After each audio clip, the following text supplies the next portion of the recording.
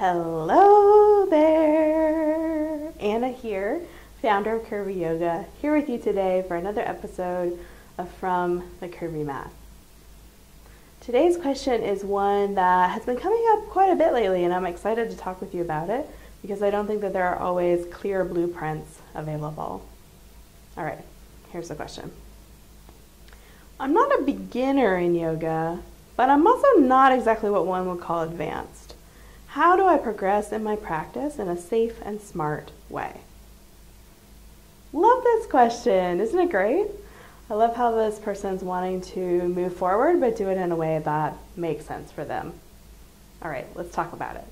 The first thing I want to say is that it's good to know how you're wanting to progress. So I think it's really easy to assume when we're talking about yoga that the progression will be physical with the asana or yoga poses. But there are also lots of other ways to progress in a yoga practice. You could progress in getting to know your body better. You could progress in learning more about yoga philosophy. You could progress in practicing more yoga off the mat. There are so many different options, and getting clear about the ways in which you're hoping to progress and opening up the possibilities is a very nice way to get started. If you are wanting to progress physically with asana, one great option is to try a new yoga class. So many places that offer yoga, whether it's studios, community centers, gyms, whatever, they have a way of designating as a class for beginner students, intermediate students, advanced students. So you can partially go by that if that information is available. You can also talk with your teacher. So if you have someone who you've been practicing with for a while, you can say, hey, I'm thinking about trying another class. Here's what I'm hoping to do. What class do you recommend?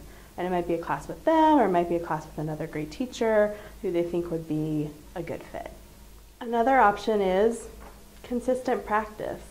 So the best way to move forward with poses is to practice the poses and actions before them with care and with alignment. What I have found in my practice and in my students' practice is that when that happens, it's like, poof, all of a sudden a pose is available to you that never was before, and that can feel like an overnight thing, but of course that's really not. It's come from all the fruits of your practice up until that point. So for example, if you are wanting to work with pigeon and you've had a very supported version of pigeon, you can start to progress by just dialing down the props little bit by little bit, like peeling back an onion. Not like, oh, you had a blanket and then boop, now your blanket's gone and you better hope that you can hold on. Another option, if you are wanting to, with pigeon again, work towards the version where you grab your foot in the back and reach your arms back overhead, Ekapada Raja Kapotasana. Try saying that 3 times fast. You might start just by picking that back foot up, seeing what that's like day one.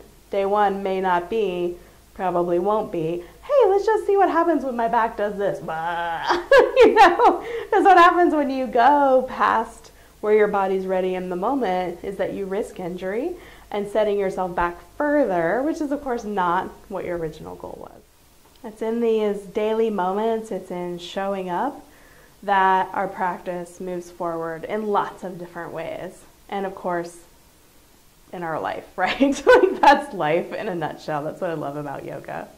So I would love to hear in the comments below, how do you progress in your practice? Thanks so much for being here. If you enjoyed this video, if you know somebody else who you think would be interested, I would love for you to share it on Facebook or Twitter. Come hang out with me on the Curvy Yoga Facebook or Twitter page.